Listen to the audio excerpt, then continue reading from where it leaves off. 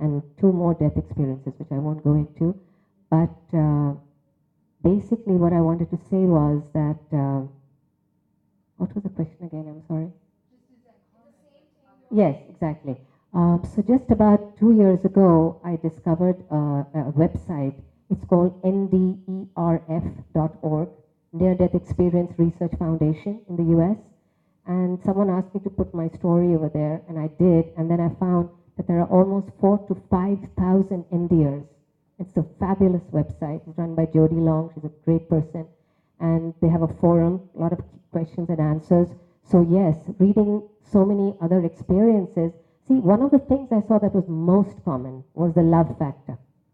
The love factor, the light factor, and many people met Jesus and other gods and deities and their parents and grandfather, and some like myself just bypassed. And I feel that I went to Satyaloka, Brahmaloka, which is like the highest realm, because when I came back, my frequency was so fine, you can't even imagine, you know. For 2 years, I was literally walking in the 5th dimension. I wasn't even here. I could almost feel my fingers going through the wall, literally, because everything was light to me. Nothing was material, nothing was gross, you know. And I could just leave my body in a second. In seconds, I would leave my body, you know, and I would travel around, heal people, and come back. I would just do that all the time. Then it was like too much. So yeah, there are some things that are very common and some things that are unique to all of us, depending on our karmas, our deeds, and, you know, our level of involvement, basically. Yeah. Is that another common trait, multiple near-death experiences, because you both have more than one? Maybe, maybe not. Depends. Most people just have one. I've only met one other person who's had more than 2, and they've had 4. But it has a lot to do with our choices. I mean, for me, my last one was a major wake-up call. Because I knew if anything else was going to happen, I might not be able to walk and talk. And for me, that's a miracle in and of itself. So I have a question now, you guys. Remember I asked you a question right in the beginning? Why did you come? Do you think you had a choice? Do you think you had a choice now? You've written your story. You see, what happens is that when we come into this world, we forget because it's so beautiful and all that. And so in our story, we put some little red flags, reminders, that when I'm getting to this way, give me a hit, wake up call, wake up, you know, drink coffee or whatever. So my very humble thought is that this was your red flag. Maybe you're coming here, come for this talk. Absolutely. I think, yes, I do. I've been watching you. I know. Yeah. I know. Yes. Yes, yes, yes, yes. I'm sure. There are a few people here, and there are a couple of them, you too. There are a couple of people that are connecting with me, and you in the green. I know, I know it. It's just like, you know.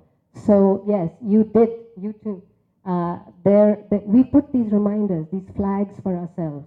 Like, oh God, okay, when I'm going like this, I want to go here and then you know. So that's what it is.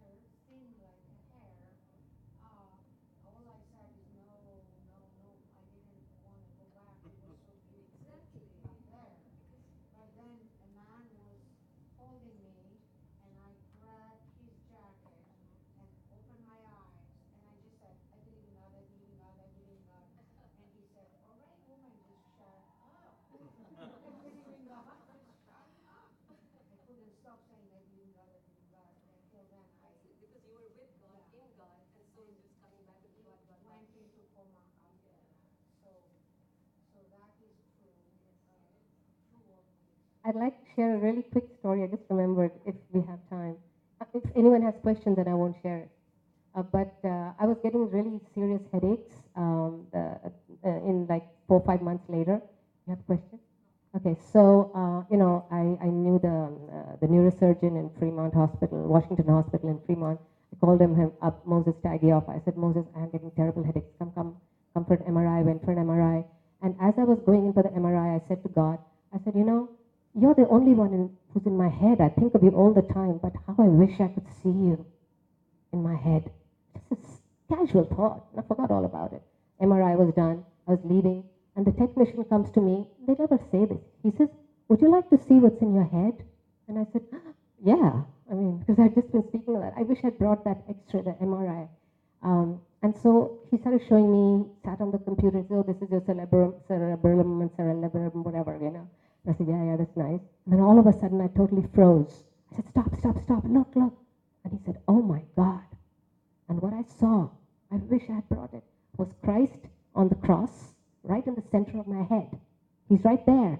And not only that, the little hole on the top of the cross was there. And, and you can see his eyes, you can see his beard, and he's not smiling, but you can see him. And he says, this is a piece of art.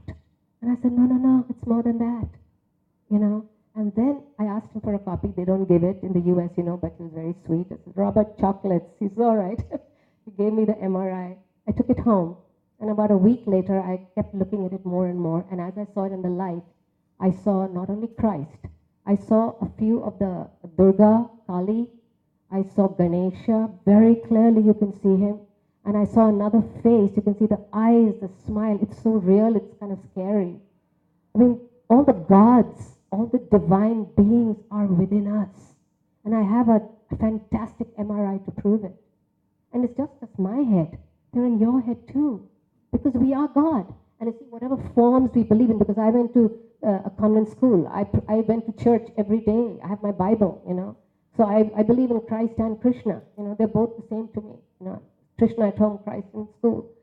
And then I went into Buddhism and, anyway. So what I'm trying to say is that if you can just believe that you are God, just say, I am God. And not egotistically that I'm God, you know what I mean? But I am divine, I am divine, I am good, I am good, I am good. Just say that. He says it all the time, huh? There you go. Confirmation, big time. Yo. We are about to yeah. Close. Okay. We are Any last question? Anyone? Yeah. Well, I love you. You're beautiful. Thank you so much for coming. Thank Bye-bye. you. Thank you. Thank you.